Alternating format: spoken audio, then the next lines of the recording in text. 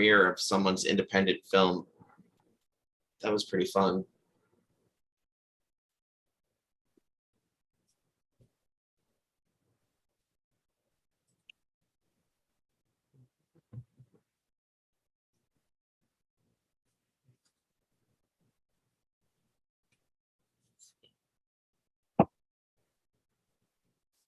I like that. And we are live on YouTube. I want to thank everybody for joining us here on Epic Sketch Time. Epic Sketch Time is an online drawing group. We've been around between 6 or 7 years, maybe 8. I need to go back and double check. We used to be on Google Hangouts. Now we're doing Zoom. Anyway, and we're also meeting on Tuesdays at 4:30 Pacific time. Feel free to reach out to me. My name is Mark Monlux. You can reach me at markmonlux.com or at any social media portal using the same name. With me today is Roger. Roger, say hi and what you're working on today. Hi there, this is Roger. I'm in Spokane, Washington. I'm working on self-directed animation. Thanks. Next up, we have Sean. Hello, my name is Sean. I am from Federal Way, and I am working on right now some D&D monster sketches. Hello. And let's see, I'm going to be working on some movie poster art. I'm fine-tuning some color selections for a movie poster for This Time on Earth, and I'm also kind of working on drawing some flames for a Christine poster I'm working on. And I'm this close to getting my next Kickstarter off the ground. I know I've been saying for months I'm going to be launching this Kickstarter, but I'm editing together a short video for the promo that I should have done last week. Everything should have been done months ago. And I would have launched my Kickstarter last week, but people keep telling me if you have a video, the chances of people supporting you go way up, even if you have a terrible video. So,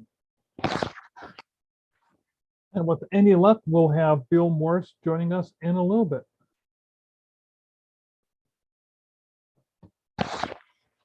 So it's not just the Mark show.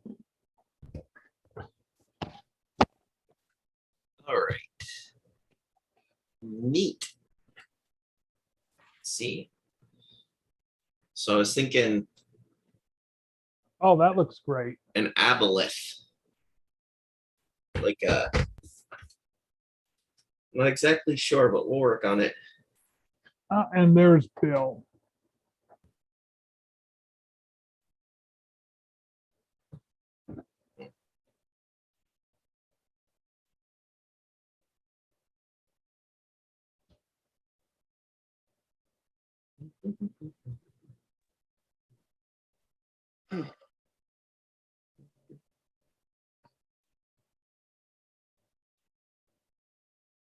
You're almost with us, Bill. Keep at it.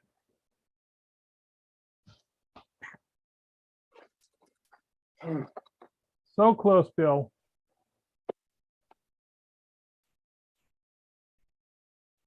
And with a cartoonist Northwest background. I'm on it. There we go. Sorry, the last 15 minutes sucked what's left of my sense of humor. So, Bill, you're currently still the president of Cartoonist Northwest, aren't you? Mm-hmm. And Cartoonist Northwest, besides, let's see, they have a monthly meeting. They also have a drink and draw. When do those meetings happen, Bill? Every third Saturday. And the drink and draw is this Thursday at 6:30, which I'll put the link up in a second. That's a real life in-person drink and draw, or is that a virtual drink and draw? It's a virtual. Okay. And So- your meetings are still being held virtually as well, correct? That is correct. And that's because you're just getting a higher attendance? That too, that is the, that's the main, that is indeed the main reason. I thought the main reason was because you could get speakers to actually show up without having to leave town or That is another good reason.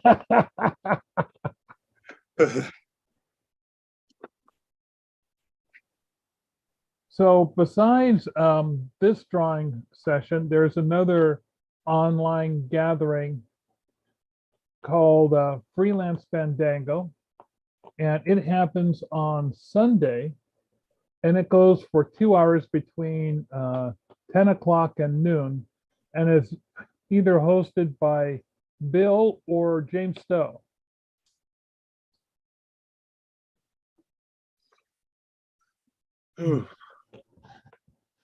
Now, Stowe was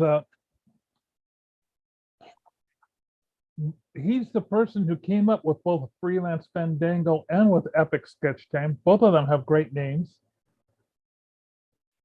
but somehow I inherited hosting Epic Sketch Time from him, and also we see him very seldom. I think it's a matter of him becoming a teacher. So, Bill, I understand that you had a bunch of technical difficulties yesterday. What happened? I'm not sure, but the guy at it might have had, at least in the beginning, something to do with my hard drive needing to being in need of some pruning, but it appeared to be also some malware that's going around. Really? Yeah, apparently there's this preference for iMovie that nobody needs, and so if you see it, you need to throw it, you need to delete it as quickly as possible. Unfortunately, deleting it was not an option on my computer. A preference for iMovie? Yeah. Since I'm going to be working in iMovie later on, do you know what it's called? No, it's apparently some, I don't know the details, but if it's in the if you see something in your preferences box, and it's iMovie, you don't need something, and it technically doesn't have anything to do with your iMovie app. So I need to look in my preferences app. Right. Not the folder, but the app, to see if there's something for iMovie. If you go to the systems preferences and look for preferences, if everything's working properly, there won't even be a preferences section up there. Well, hold on. No. If you go to system preferences, you would see. I'm a little unclear. I'm currently in system preferences right now. Right. And are you saying that there shouldn't be one for iMovie, or? No, there shouldn't. I mean, if it's working properly, you shouldn't even see preferences listed. Wait a minute. Preferences in the you have to see your system preferences. No, you see your system's preferences, but there's a bit called preferences, system preferences. There's a preferences within the preferences? Oh, wow.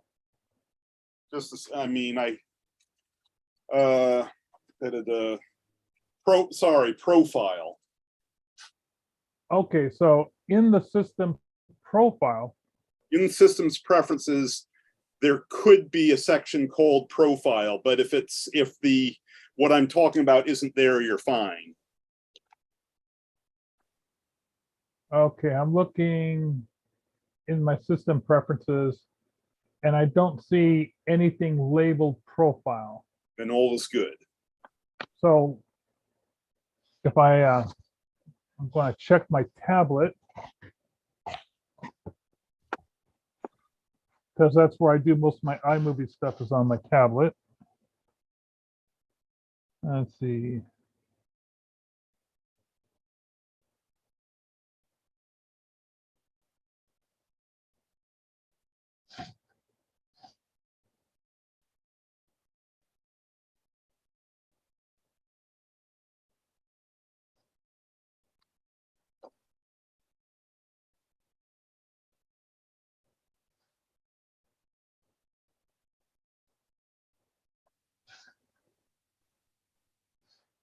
Well, hold on. I'm in,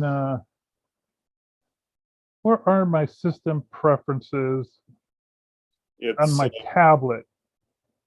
Maybe, that would be that symbol that looks like a grill made up in as a circle.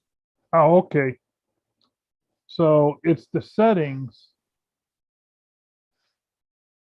on the tablet then. I assume so, yeah. Okay. And I'm not seeing any icon for preferences, for something that says profile.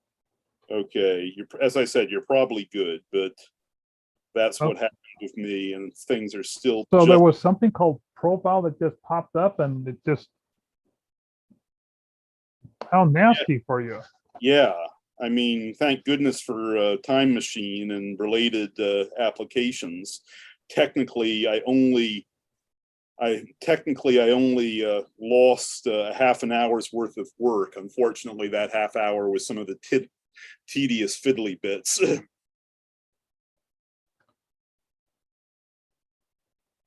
So when did you notice something was wrong? Well, technically, things had been beginning to act a little bit sluggish for most of the morning until I was, and then at a certain point, Clip Studio Paint stopped saving things, and so I finally managed to save that. And I'm saying, okay, this might be something to do with a crash I had this morning, so I'm restarting, and then the problems really started. And you have no idea where you picked this up. No.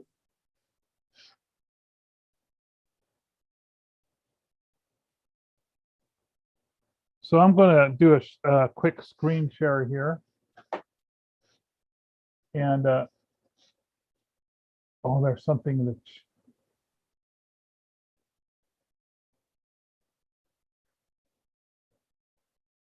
oh, Bill, you posted something in the chat. Is that the, That's the link to the drink and draw tomorrow on this Thursday. on Thursday this week? Okay.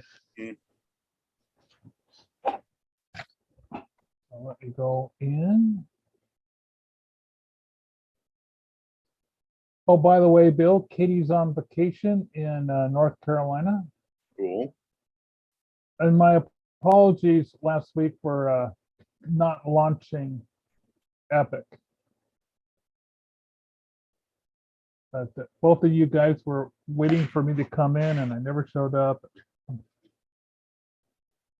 Human error on my part. It was just a crazy day.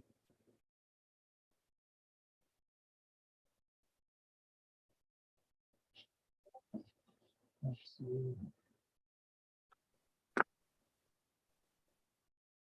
Yeah, it's weird. I've been even now that things are working properly, there's a few things that have been sluggish for me, hence why it took me 15 minutes to change a password.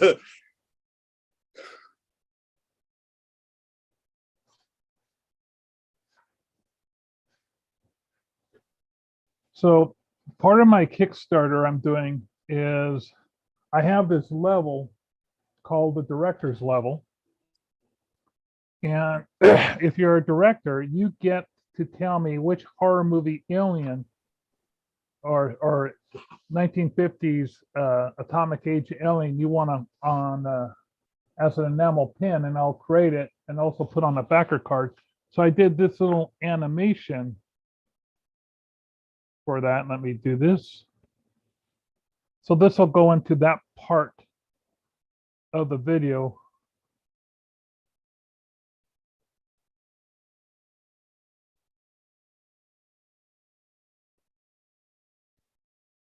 And then I made another section. This is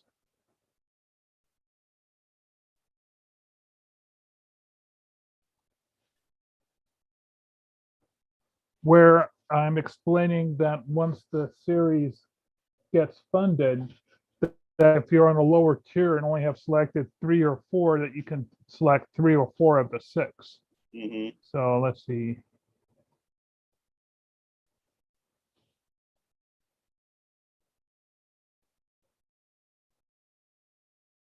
And I thought this would be something to kind of spice things up while I'm talking, so it's just not my talking head. I don't know how clear the graphics will be, but I figured, something to look at.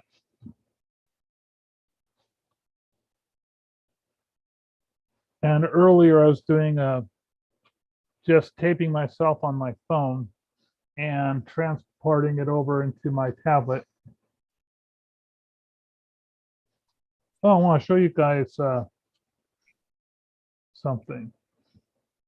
This is one of my friends has a project from the city, and what this is you're familiar with traffic barricades that look like this. They're like a wall. Right. You've mentioned this before, haven't you? Actually, I just found out about this particular project. Oh, I might be thinking of the trash cans. Yeah, I think you're thinking of the trash cans. So there are these traffic barricades. They're about 3 feet tall like this. And so there's a stretch next to the highway on-ramp where there's 5 of these. And the city just reached out to him. It was a direct invitation for him to do this, to put a mural on it. And they had a fairly decent budget, but they're not giving him the budget for the paint. But the budget does include them pressure washing it ahead of time. And so we were talking about various ideas, and I told him that if I was going to do it, so this is the roadway right here. Now here's the sidewalk. Here's the road. There's a bridge off in this direction. And over the top of this wall, from the viewpoint of the vehicle, these are old trees that are kind of in the distance. You don't really see anything below the barricade because this is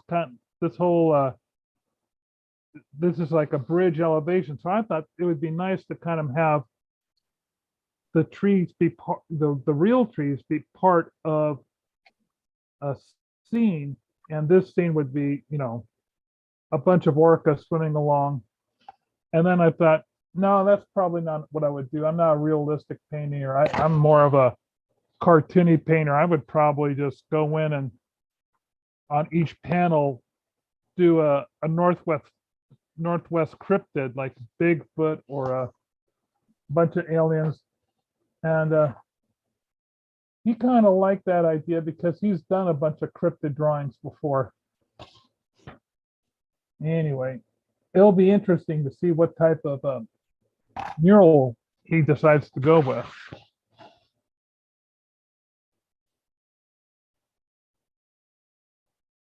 And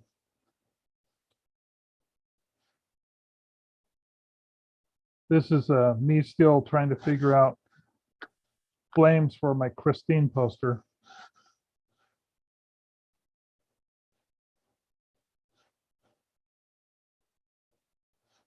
I'm trying to decide between this long, I'll have to, you guys can't see what I'm showing you. I'll have to share my screen again.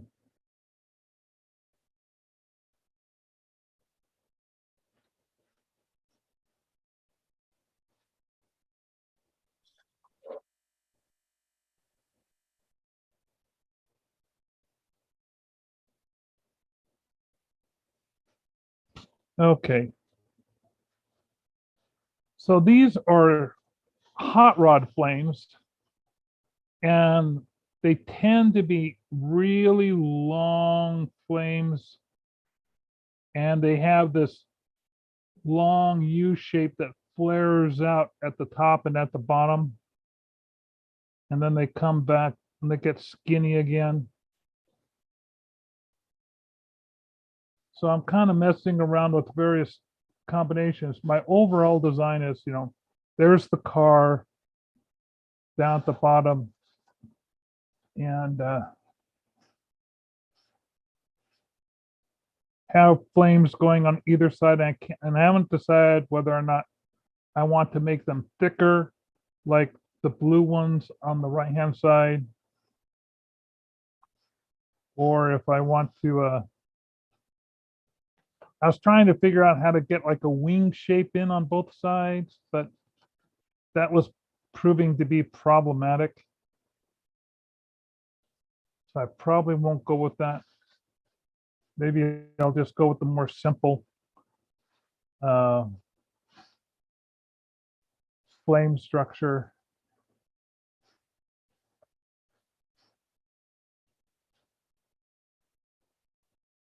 On the right-hand side, the flame structures, rather having a bunch of spaces. There's all this space. Oops. Damn layers. So on the left-hand side, you got all this space here for the background to show through, but I don't really have anything in the black background.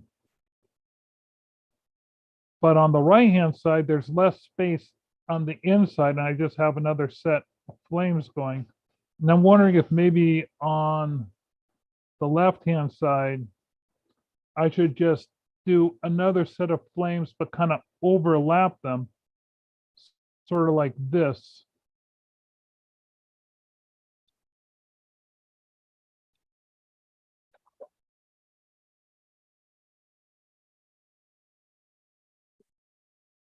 And Now, is give this it a going to be little done in your cartoon style or your Illustrator decal style?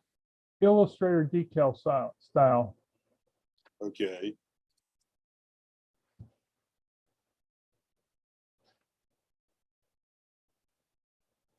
So I'm leaning towards the left-hand side, but I'm kind of curious. What do you guys think? Bill, left side or right side for the flames?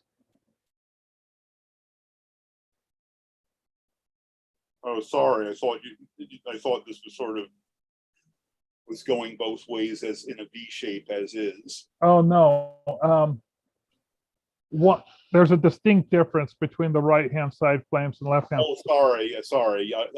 Oh, which ones? At the moment, I kind of like the left side. The left side. Okay, I agree. The left side. the left side.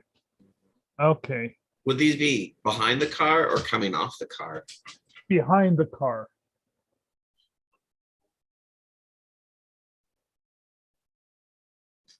Yeah, the left side looks more like a standard, like hot rod trying to decal. Yeah, I think that's what I should go with. Okay, now I just have to figure out my colors for the layout. Definitely red, white, black, and yellow. And I'm trying to think what would be a nice chrome looking color to throw in there. Or if there should be a different cool color that can work.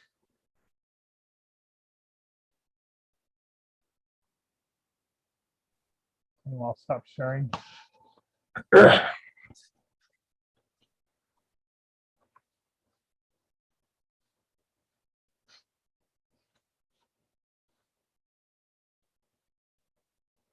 I think what I'll work on now is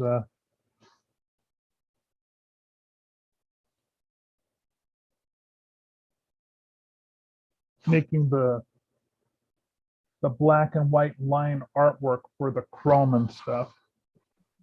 Trying to figure out that ahead of time before I go into Illustrator.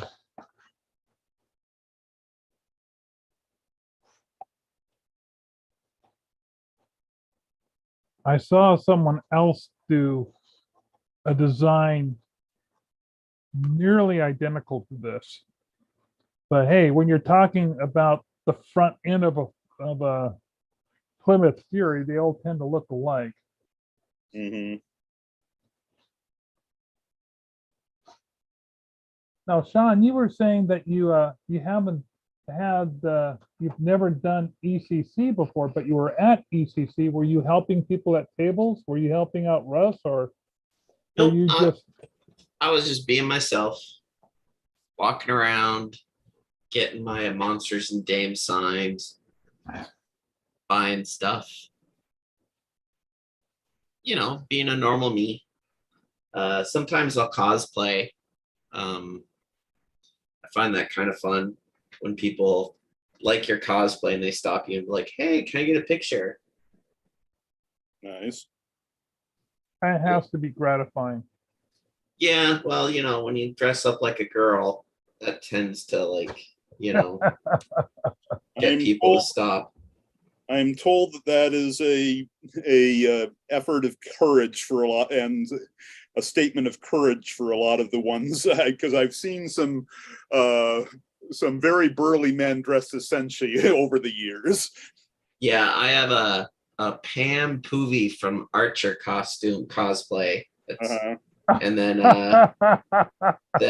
my wife helped make a pink dress, and I shaved my head one year and went as 11 from Stranger Things. Uh-huh. Hmm. So, you know, I went with my 7-year-old nephew, so it was kind of actually fun. He went as Steve, and then I went as 11 with a box of Eggos. I one of my favorite cosplays was a guy dressed up in the Bandages dress from Fifth Element. Oh, He was a skinny guy with a scruffy beard. He looked more like Shaggy from Scooby-Doo than anything else. I think I've seen your picture of that guy. Oh yes, but what was nice about that picture was he had actually used tattoo concealer because he had a huge amount of tattoos. And so the next time I saw him, he didn't use the tattoo concealer and was still in the same outfit. And it didn't quite have the same effect though, but because I found the tattoos very jarring because he had a lot of tattoos. Yeah, when we say tattoo removers, is that standard base makeup or something else? A tattoo concealer? Yeah. There's actual products just for concealer. Okay. For tattoos.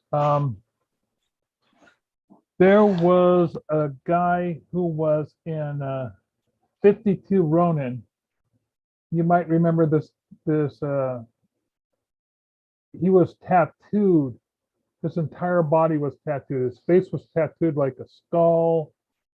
His body was covered with rib tattoos.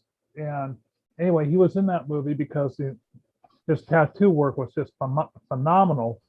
But I saw this video where he looked like a GQ model posing, and then he took a rag that was covered with a solvent and started wiping off the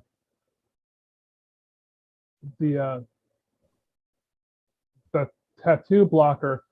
But the type of it wouldn't come off unless you used the solvent, so that it wouldn't rub off or it would wear pretty well.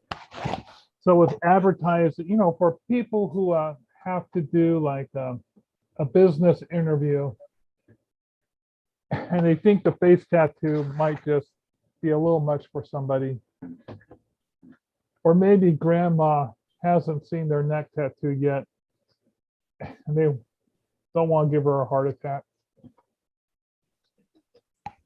I could see where people would want to use some tattoo concealer, especially if you're getting a tattoo removed and it's still not quite there yet. Mm-hmm. I remember getting jobs where they said you couldn't have any visual tattoos, like you couldn't see them. And so people would put like Band-Aids all over their bodies just to hide their tattoos. but I think that's discriminatory now.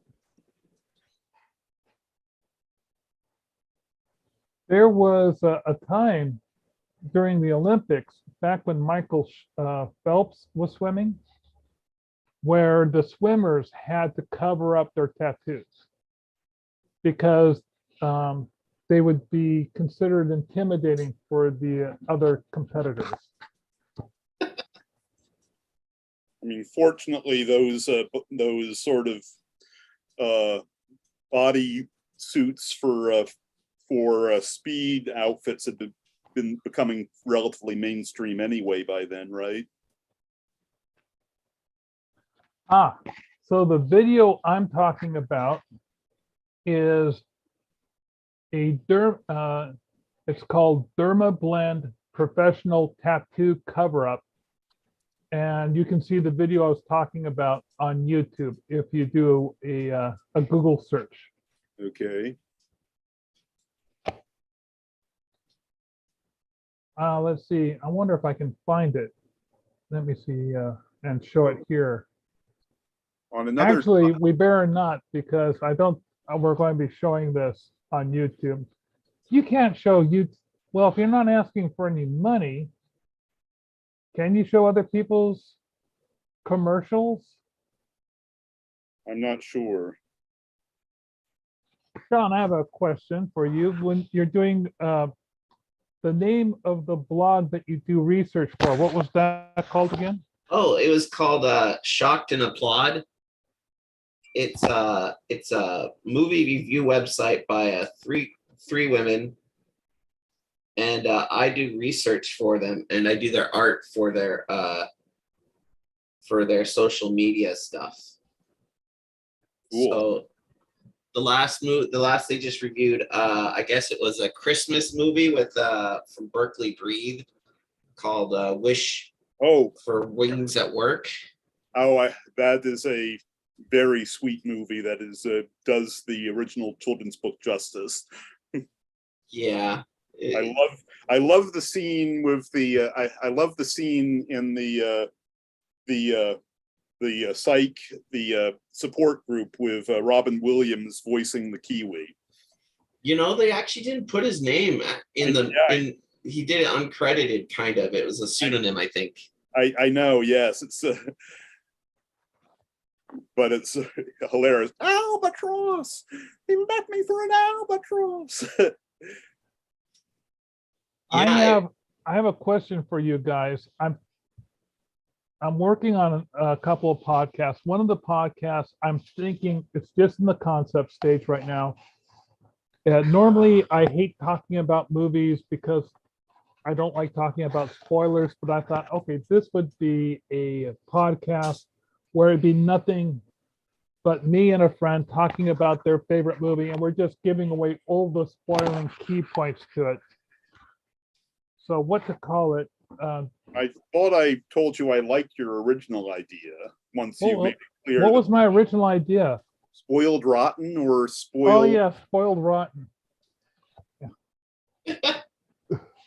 But I was wondering, can you guys come up with any other catchy podcasts, or do you think Spoiled Rotten covers it? No, I mean that is a pun. It works on the theme. I mean, you could just be blunt and say spoilers ahead. You know, like there be dragons. Yeah, there spoilers be ahead. spoilers. You know. I like that idea. Spoilers.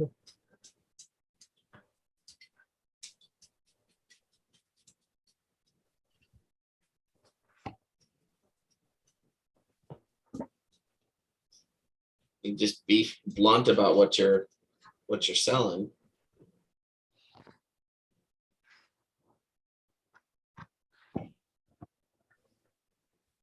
But yeah, I was gonna say it was kind of funny because the podcast we worked on, we actually ended up getting a invite to a premiere of an independent film on Wednesday night down in Seattle, and it was the first time it had ever been shown. So like the director showed up, the producer showed up, all the actors showed up. Oh, what fun. Yeah, it was at the Central Cinema on I think that's on like not Capitol Hill, behind Capitol Hill, kind of. First Hill. Yeah, sort of, yeah. It was an independent film, I guess, took them 10 years to make. So Oh, geez. yeah, so like one of the actors was like, yeah, I got married and divorced by the time the film was finished. But it was an interesting thing. It was fun to be part of. Nice. If I name drop the movie, you might think less, but the movie was called Man Baby. So yeah. And without giving away spoilers, that's pretty much encapsulates the whole movie. So I was going to ask you, have you ever run up against in the podcast any type of licensing issues? Because I know that it falls underneath the category of editorial. So how free are you in being able to mention movies? Have you had any type of issues, or do you know of any roadblocks that could prevent others? no, not that I know of. I mean, I know that sometimes there's usage with like clips and things. So they don't actually use any clips in the podcast. You know, like sometimes movies will like play like audio, but no, they mention the movie and they go through it scene by scene, and then they talk about what they liked or what they didn't like. Most of the time it just devolves into other kind of non sequiturs, which is why it's kind of funny. But I haven't seen anything. Jen is the one who runs most of the stuff behind the scenes, but she actually works for a podcast company. So they actually joined what is like a podcast group that is then marketing their podcast. So, which is pretty cool. That is nice. Mm-hmm. They're like part of it's a network. I forget what the name of the network is, and I'm involved in it. I should know.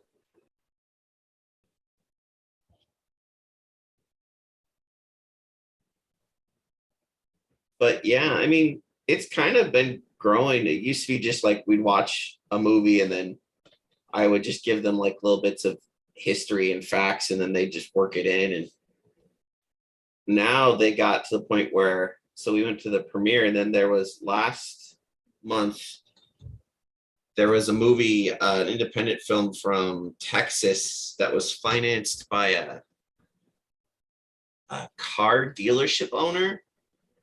And it was like Search for the Green Stone. And apparently they got Danny Trejo in it. And the guy that wrote it, directed, and starred in it gave an interview. And so that was kind of fun. Very cool. Mm-hmm. I once was the graphic artist for a film festival that was held in Ellensburg, Washington. It was, I think, their 7th or 9th annual one. So I did all their graphics, did their movie poster, and cards, promotional materials, the little lanyards, etc. And they were premiering a movie called Bellflower, which is a great little indie flick if you ever have a chance to watch it. And I thought, I went there and set up a table to sell my books at the various locations where they were showing their movies. You know, I sold some, but for the most part, when people go to a film festival, they're not looking to, stop by a booth and buy a book on movie reviews before they go in. Yeah. But I did do a cartoon review of Bellflower for the group. And If I heard of it, I think I'm getting it mixed up with Bell Jar. yeah, it's not Belljar. It's let's see, Bellflower, how to describe it. It's a relationship movie where two guys are really into making a car that looks like it came out of the Road Warrior. Oh, cool. And their hobbies, one of their hobbies is making a flamethrower. Just, I mean, considering some of the cars in Road Warrior, especially Fury Road, I can almost imagine a yeah, this is subculture of hobbyists doing those. this is a pre Fury Road, so it was a subculture of people. One of them liked to quote Magnus all the time.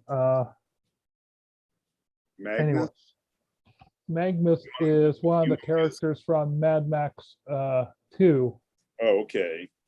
Oh, the one with the hockey mask. Yeah, that's that guy. That's Humongous. Oh, pardon me, Humongous. Pardon me, I got that wrong. And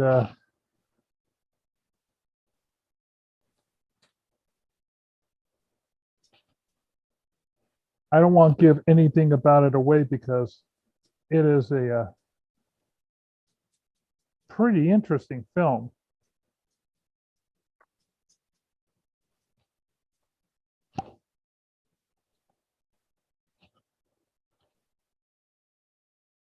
What's really tough is when you're asked to do. I do movie posters for some of the second run theaters here in Tacoma.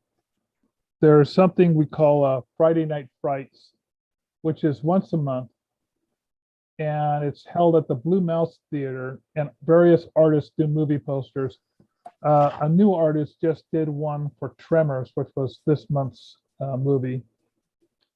I've done them before for Return of the Living Dead and some others, but there's also another group of theaters, another theater group called the Grand Cinemas, and they do movies every other week.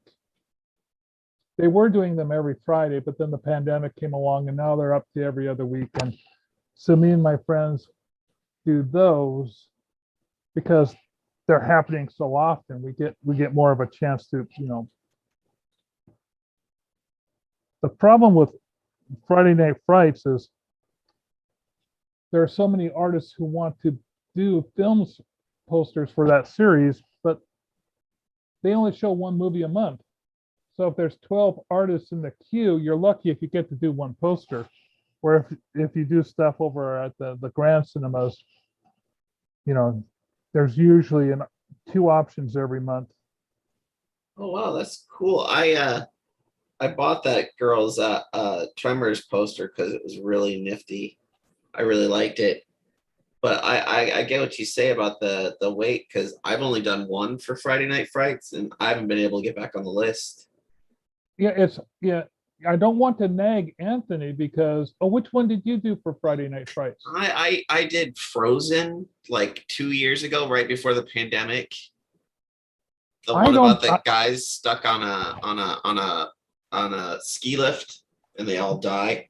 Yeah, that's not in my collection. I don't have that one. Well, if you want one, I can give you one. I've got tons.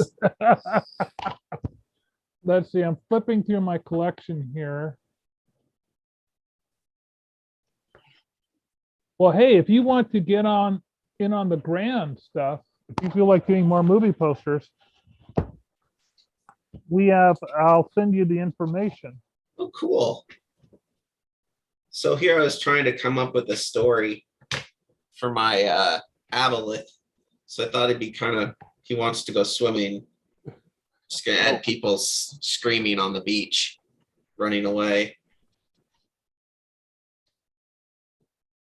So I'm gonna, I'll hold up some of the movie posters I have that some of my friends have done.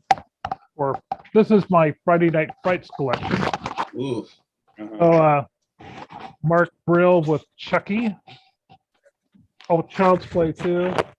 And of course, Russ. Russ has done a whole bunch of them. Yeah, his Piranha one was really nice. So let's see, we got all of these are Russ's, and he would always hide a car somewhere in the poster. Well, didn't he say the dolls one had like pictures of you and like Travis Bundy and his wife in there somewhere? Let's see, there's Anthony. There's Here's Anthony. Yeah. Anthony's down here. I'm not in this one. I didn't make the cut. So, but yeah, up at the top is the car. Yeah. Okay. Let's see. I'm trying to remember which gal did this. I think her name was Mia. Oh yeah, that one's nice. And then this is one I did for Oh, I remember that one. Yes. Reanimator. And then James Stowe, he did the Beetlejuice one. Oh, I had not seen that one before. Mark Brill just did Little Shop of Horrors, which was a couple weeks ago. I wanted to go to that, but I was sick with the plague. Let's see. I think Trent Hunt did Aliens. Mm. Let's see. Here's a Cat's Eye by Travis. Oh, here's a whole bunch by Travis Bundy. Yeah. And one after the other. Boy, he's. I think Anthony likes him. Yeah. Matter of fact, Travis did some of the graphics for Tremors. Is that Blackula another one of Brill's? No, the Blackula is James Stowe. Oh. And I think Zombieland was the last one that Mia did for the group. Let's see. And let's see. The Hills Have Eyes was done by Blackie Shepherd. But let's see. And the Eaten Alive, that one was nice. That was Russ. And there's a car hiding in there somewhere, I think. Yeah, in the background, here it is. Do you know, before the pandemic hit, they were going to do Shakma, which was about a killer monkey. And Russ had the poster and he didn't do anything with it. He still has it because we never ran that movie. They never did that. He should just go ahead and print them. Travis does movie posters that have not been shown and he just sells them. Yeah. Okay, so let's see. We got the. I've got the Firestarter one. That one was nice. And then he has been doing some posters.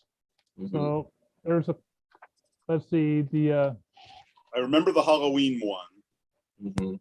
so Oh, this was fun. They were playing Halloween in both theaters. So he did a one with Jane Curtis and the other with Michael Myers, yeah. But first he double checked with Anthony so that make sure that he didn't. Wow, sorry. That's oh, good Lord. Believe it or not, we have hit the 5:30 mark, everybody. All right. Well, Sean, I will definitely send you off the information. Okay. Whereas Anthony is pretty much, you go with a word of agreement with Anthony. The Grand Cinemas, we have sort of like a set procedure written down so that everybody knows what's on the table. Mm-hmm. And yeah, if you could, I'll have you send a couple samples. If you could send a couple samples of your art along to me.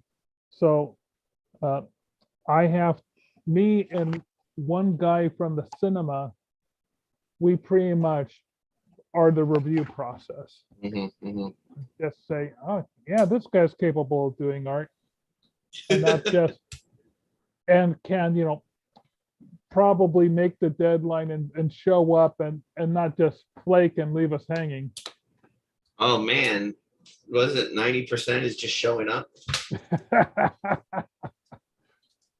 90% is having something printed with the deadline ahead of time so that they can promote it, Yeah. And we don't get much leeway. We usually get like at most a month leeway. Sometimes we only get like 2 weeks leeway. And then you have to have it done a week ahead of time so that they can promote it. So a week. Yeah, sometimes by the time. And then we're working on the DIB system where we say, hey, such and so film is available. Who wants to do it? Mm-hmm. And of course, if more than one person raises their hand, we then have to figure out, okay, who was the last one to do a movie poster? How badly does this person want to do it?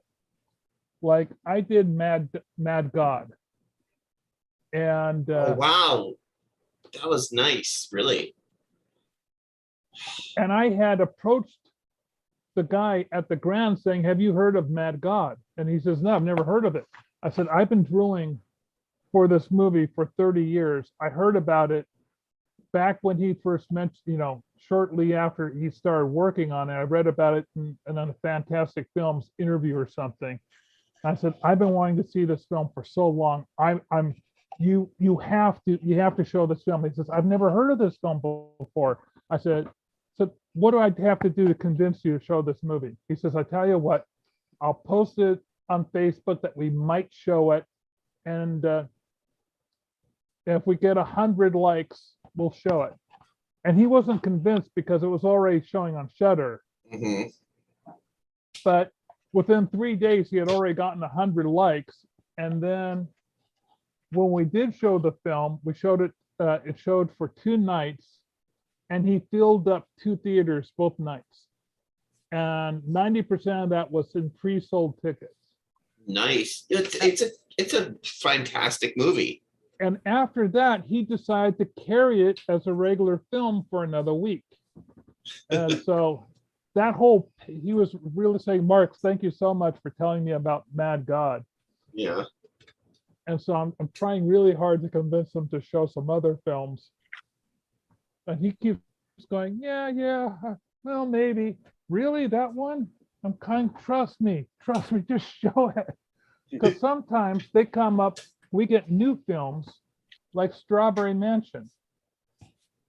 Or another new one, which was One Cut of the Dead when it first came out. And the only thing I had to go by from One Cut of the Dead was I knew that it was a movie being made during a zombie.